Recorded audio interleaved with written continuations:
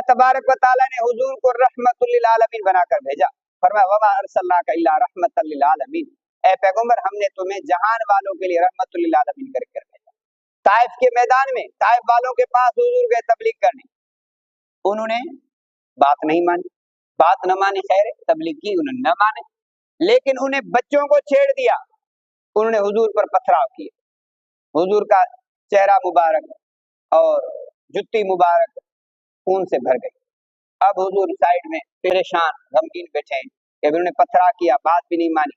अल्लाह ने फरिश्ते को भेजा, हुजूर आप हुक्म कीजिए, ये पहाड़ों के बीच में दोनों पहाड़ों को यूं मिला देते हैं, रेजा रेजा हो जाएंगे, कीमा हो जाएगा इनका।